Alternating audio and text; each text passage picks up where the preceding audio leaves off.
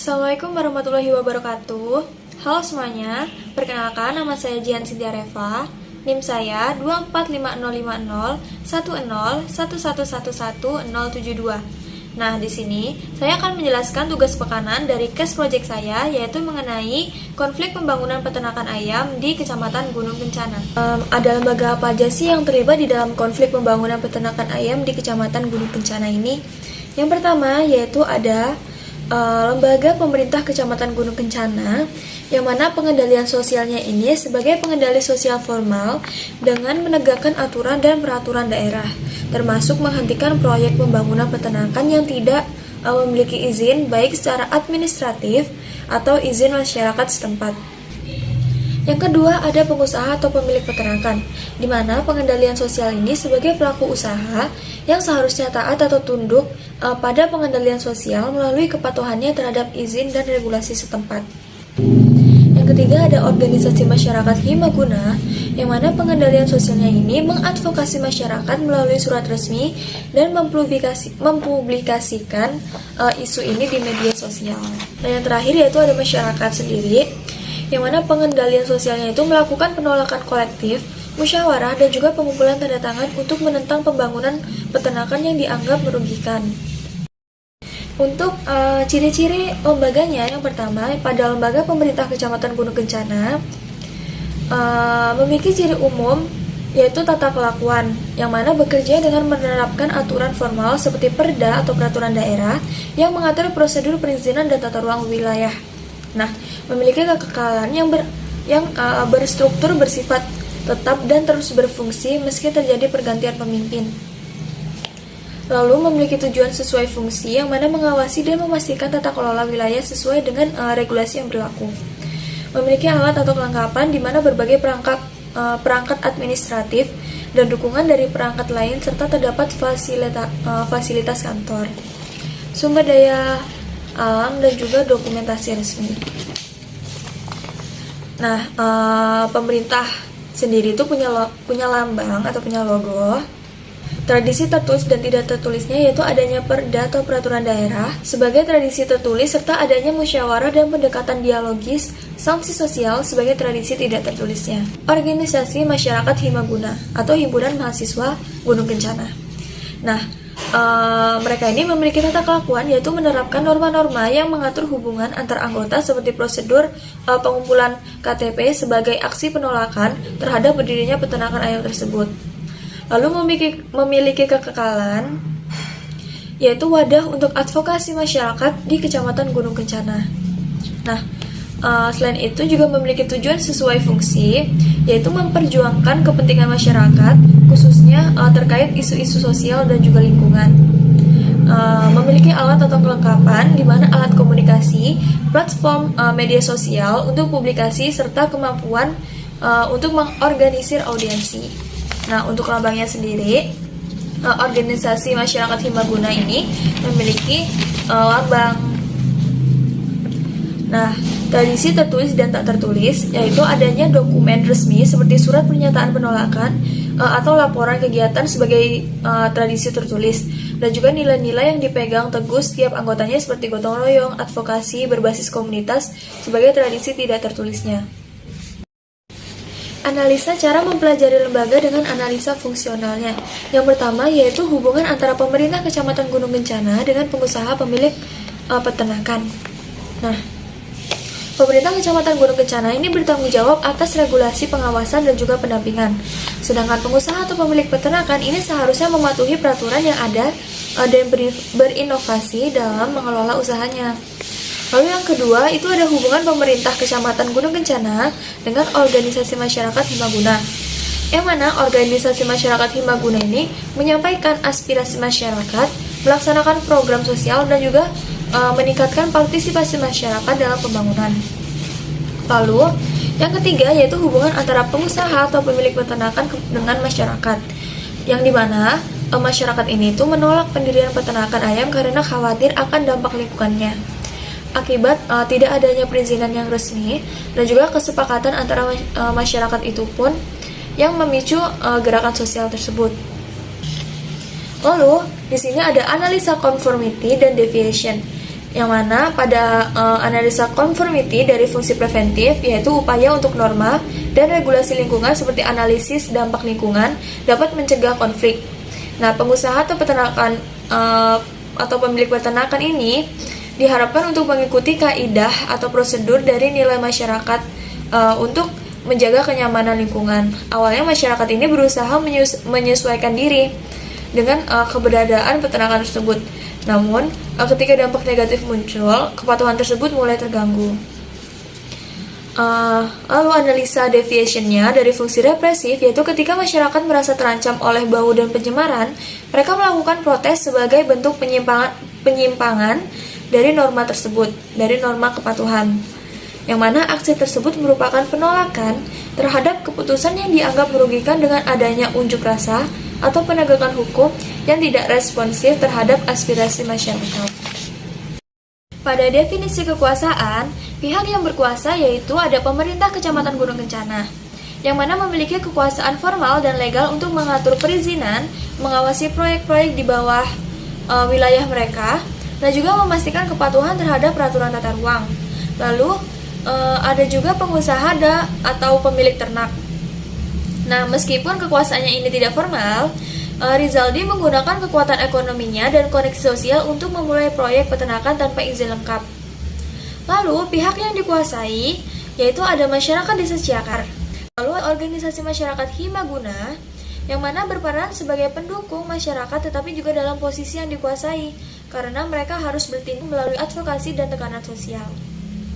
Pada dimensi kekuasaan, pemerintah Kecamatan Gunung Kencana ini memperoleh kekuasaan dengan cara legal dan non-anarkis karena pemerintah Kecamatan Gunung Kencana ini memperoleh kekuasaan melalui pemerintahan yang merupakan jalur formal dan juga legal sesuai dengan peraturan negara.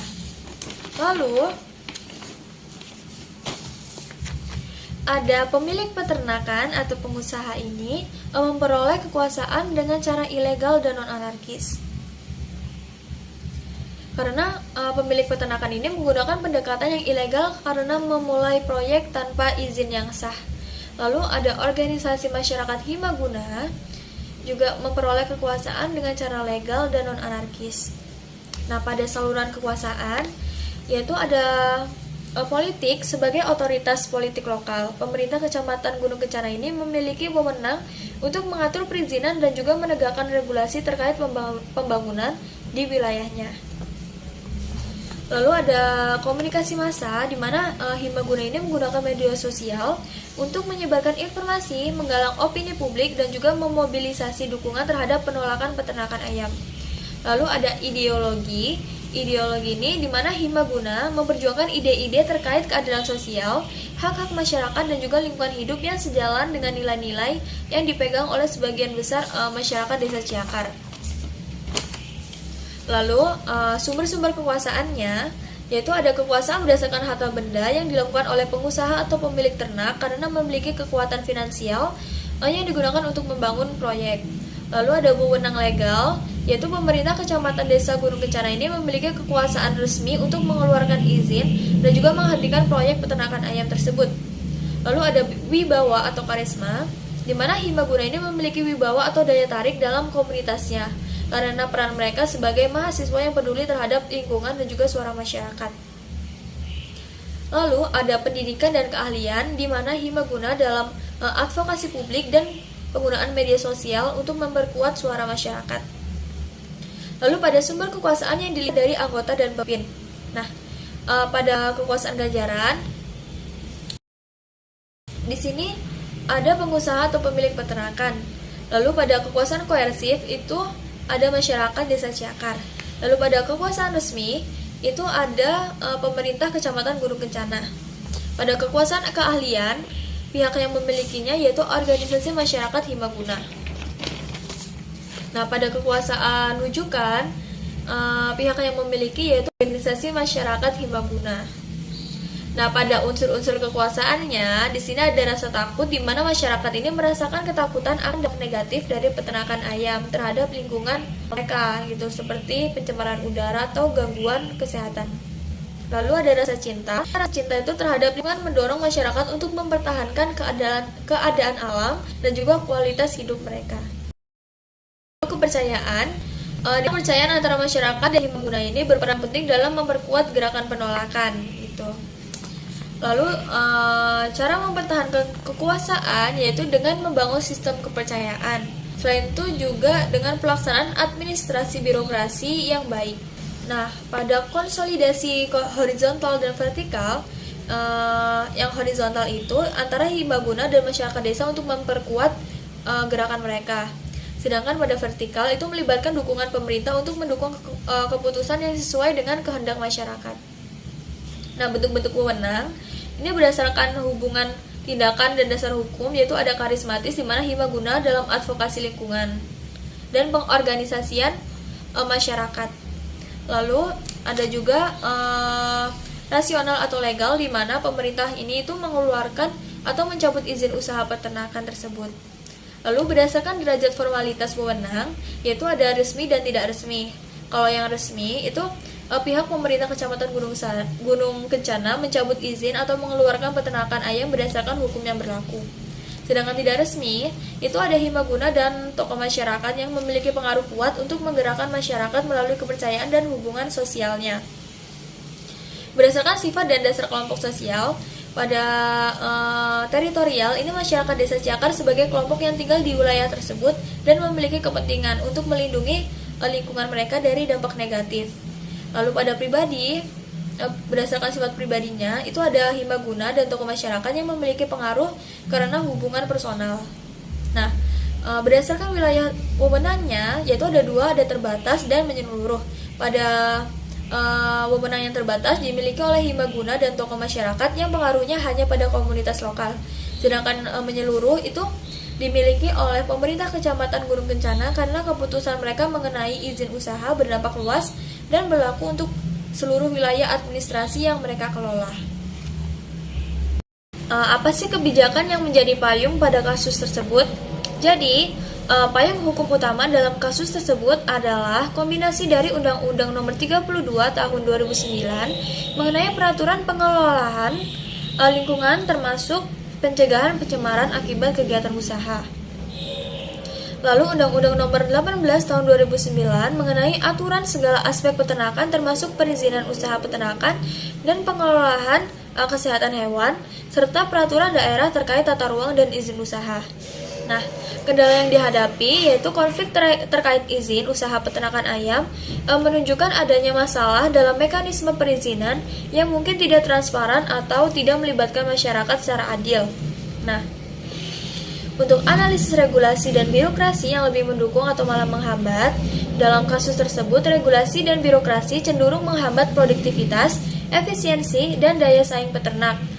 Proses perizinan yang tidak transparan dan ketidaksesuaian tata ruang menyebabkan konflik dengan masyarakat, mengurangi efisiensi operasional. Peternakan kecil juga kalah bersaing dengan perusahaan besar yang lebih mudah mengakses birokrasi.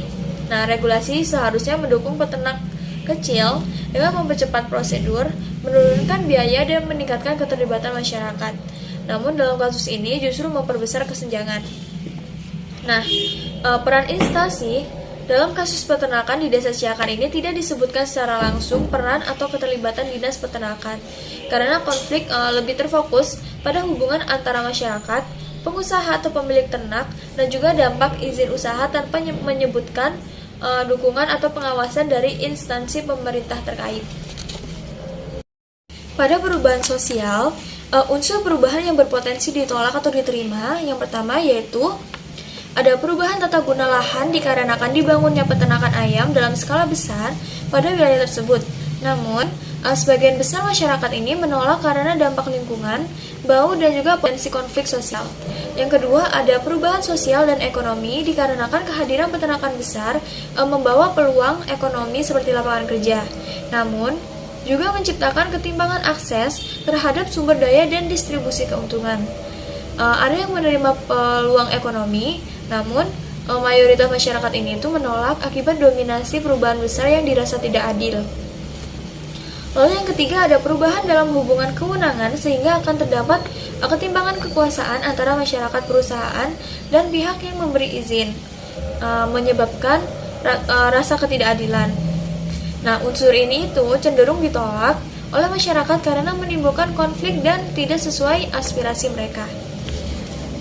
Lalu, pada saluran perubahan sosial, yang pertama ada lembaga pemerintahan, khususnya melalui kebijakan tata ruang dan perizinan, menjadi saluran utama dalam perubahan sosial terkait pendirian peternakan.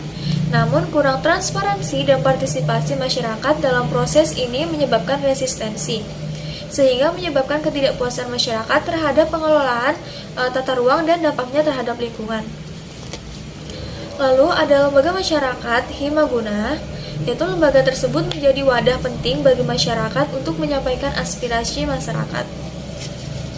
Nah, namun masyarakat ini menolak perubahan yang dianggap mengabaikan keterlibatan mereka, terutama melalui konflik tata ruang dan keberatan terhadap dampak lingkungan. Hal ini menunjukkan bahwa mereka menganggap saluran perubahan ini yang melibatkan komunitas lokal itu sangat penting. Lalu disintegrasi. Yang pertama, itu tidak ada lagi kesepakatan anggota kelompok tentang tujuan sosial yang hendak dicapai.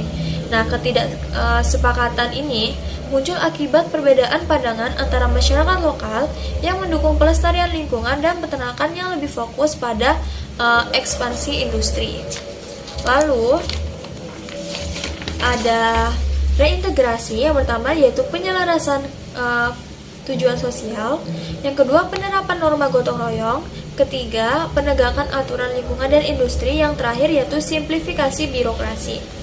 Nah, jika diklasifikasikan, perubahan sosial ini tuh lebih cocok pada perubahan yang dikehendaki atau intent change. Sekian penjelasan dari saya, kurang lebihnya mohon maaf. Wassalamualaikum warahmatullahi wabarakatuh.